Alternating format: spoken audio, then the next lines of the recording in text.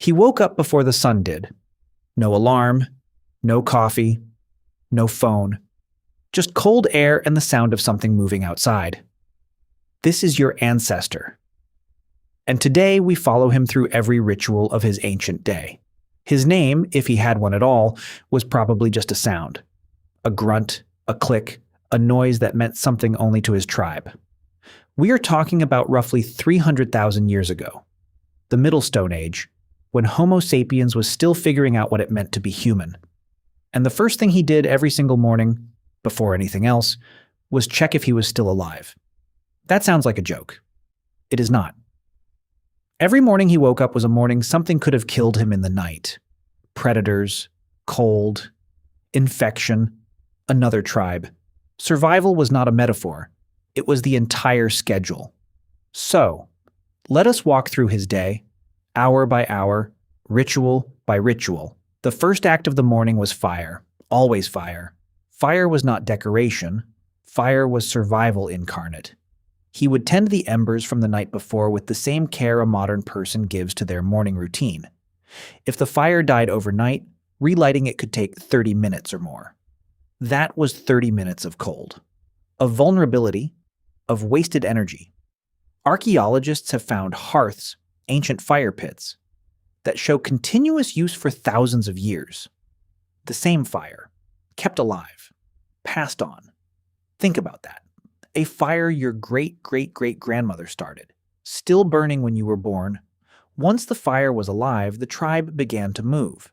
There was no breakfast table, there was no cereal, there was no scheduled meal at all. Morning food, if it existed, was whatever was left over from the night before, cold, probably already being fought over by insects. Our ancestors were intermittent fasters not by choice, but by necessity. Hunger was the default state. His body had adapted. When calories came, it stored them. When they didn't, it ran on fat reserves and sheer stubbornness. After the morning fire and whatever scraps were available, the real work began. The tribe had roles. Not rigid job titles, but fluid. Understood assignments based on age, strength, skill, and social standing. The hunters, usually but not always men, would set out while the light was still low and animals were still moving. They hunted with spears, traps, and one of the most underrated human skills, persistence. Persistence hunting, the idea that humans could outlast prey not by being faster, but by being relentless. A human can run for hours. Most quadruped prey animals cannot maintain a gallop for long before overheating. We sweat. They don't, so the hunter would run an animal to the point of heat exhaustion, sometimes over 10 miles, and then close in for the kill. This took 3 to 5 hours, on an empty stomach, before anything else that day had happened. Meanwhile, back at the camp, others were not resting. Gathering was not a passive activity. It required deep botanical knowledge passed down across generations. Which berries were edible, which roots were toxic, which plants could be used as medicine. Which ones would kill you in 4 hours? One wrong identification could kill multiple people. This was not gathering. This was applied science. Back to our man. After the hunt, assuming it was successful, and often it was not, came butchering. Nothing was wasted. Not the bones, not the sinew, not the organs, not the hide, not even the fat. Organs were often eaten first, on the spot, because they spoiled fastest. And because they were densely packed with fat and nutrition. The brain, the liver, the kidneys. These were not leftovers. These were the prize. The meat would be wrapped in the fresh hide to be carried back, sometimes over several miles, to the rest of the group. And this is where something interesting happened. Something you probably don't associate with Stone Age life. Sharing. Deliberate, ritualized sharing. Archaeological evidence suggests that sharing food was not just common, it was enforced. If you hoarded, if you took more than your share, the social consequences were severe. Exile was a death sentence. Our ancestors were deeply, structurally social. Loneliness was not just uncomfortable, it was lethal. By midday, if the hunt had gone well, the group would gather to process and cook the meat. Cooking was not just about flavor. Cooking was a cognitive revolution. It made food safer and vastly more calorie accessible. Richard Wrangham's research suggests that cooking is what allowed our brains to grow so large. Cooked food is pre-digested. It frees up energy. So every time your ancestor cooked a meal, he was, in a very real sense, feeding the brain that built civilization. After the midday meal came something modern researchers call social grooming time. This was not idle time. This was politics. This was alliance building. This was how trust was maintained. Robin Dunbar's famous number, 150, is the cognitive limit of stable human social groups. Our ancestors lived in bands of roughly 15 to 50. Every relationship in that group had to be carefully maintained. A falling out with the wrong person could mean losing access to food, shelter, or protection. They gossiped, they argued, they made up, they played.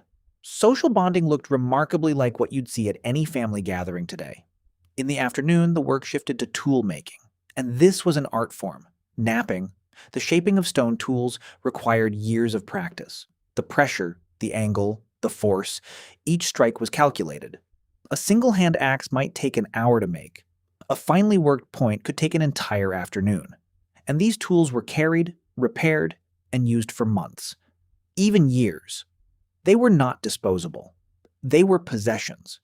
Some tools have been found hundreds of miles from the stone quarry they came from. These were traded. They had value beyond function, which means our ancestor understood trade, economy, the concept of something being worth more in one place than another. Children were not idle during this time. They were watching, learning, practicing on smaller stones. There were no schools. The education was the environment. The curriculum was survival. And the teachers were everyone. By late afternoon, attention turned to shelter. If the group was semi-nomadic, and most were, the camp needed constant reinforcement. Not all Stone Age people lived in caves. That's a popular misconception. Many lived in open-air camps. Skin tents, dugout shelters, windbreaks. The choice of camp location was a strategic decision. Proximity to water, visibility of threats, wind direction to avoid alerting prey. Moving camp was not failure. It was intelligence. Following the herds, following the seasons. Our ancestor knew the landscape the way you know your city. Every river, every hill, every seasonal movement of every animal. This knowledge was stored not in books, but in memory, in story, in song, and in the landscape itself. Oral tradition was the internet of the Stone Age. Stories were not just entertainment. They were survival manuals. As the sun dropped, the group would gather water. This, too, was a ritual, not just a task. Water sources were known, mapped mentally, guarded if necessary. A dry season without a known backup source was a death sentence. The evening meal was the largest of the day, when it existed, and around it, the entire social structure of the tribe played out. Who sat where mattered, who received food first mattered. The hierarchy was visible in the ritual of eating. But researchers note something important. Stone Age societies were largely egalitarian. The alpha ate first, yes, but everyone ate. Hoarding created enemies. Generosity created allies. And allies kept you alive. After eating came something that surprises many people: music, or at least something very much like it. Bone flutes have been found dating back 60,000 years. The Divja babe flute, found in Slovenia, is possibly even older. Music was not a luxury.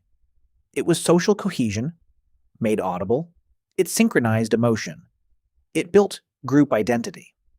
And then, the thing every person in human history has done at the end of a long, hard day: sleep. But not the way you sleep. He slept in two phases. What researchers call biphasic sleep, with a period of wakefulness in the middle of the night.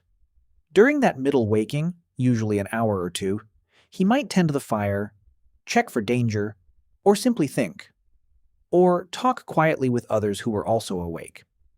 Historian Roger Ekirch documented references to this first sleep and second sleep pattern in historical texts, right up until the Industrial Revolution changed lighting. Our modern insistence on 8 solid, uninterrupted hours? That may be the anomaly, not the norm. And during sleep, this is documented, his brain was doing something extraordinary, consolidating everything he had experienced that day, memorizing the map, reinforcing the lesson, strengthening the social bond. The sleeping brain was the archive. Now here's the question nobody asks. What did he feel? The evidence suggests he felt everything you feel: grief, joy, fear, pride, love, loneliness, boredom, hope. We have found Stone Age burials with flowers, with ochre, with grave goods, with evidence of ceremony. These were not creatures just surviving. They were creatures meaning something, making meaning out of the world. The cave paintings at Chauvet, Lascaux, Altamira, these are not primitive scribbles. They are breathtaking works of art made by minds like yours. The same artist who painted a bison by torchlight also woke up before dawn to tend a fire and carry water and not die from an infected cut. That is the full picture of your ancestor. Not a brute, not a genius. Something startlingly in between. Something startlingly like you. The anxieties he felt in the dark, the social fear, the existential hum of uncertainty. Those live in you too. That is inheritance. The next time you feel stressed about something trivial, remember, your nervous system was built by 300,000 years of very non-trivial threats. You are not broken. You are ancient, running ancient software in a world that moved faster than evolution could follow. His day ended the same way it began, with fire, with people, with the sky above and the earth below and the uncertain middle in between. And somewhere in the morning, if he was lucky, if the fire held and the cold didn't bite too deep, he would open his eyes again and do it all over again, and again, and again, until one day he didn't. But his children did, and their children did, until eventually one of them picked up a stylus instead of a spear and wrote down what it meant to be human. You are the end of an unbroken chain, 300,000 years of mornings. Every single one survived. Until you. If you want to know more about what your ancestors actually experienced, the science of ancient human psychology, diet, and ritual, subscribe. There is much more to find.